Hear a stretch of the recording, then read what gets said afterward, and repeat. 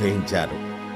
ఈ పాట ద్వారా వింటున్న వారందరికీ ప్రార్థన పట్ల ఆసక్తి పెరిగి ప్రార్థన వీరులుగా మారి అనేకులకు దీవెనగా, దేవునికి మహిమ తెచ్చేవారుగా జీవించాలనే ఆకాంక్షతో ఈ పాటను మీకు అందిస్తున్నాను.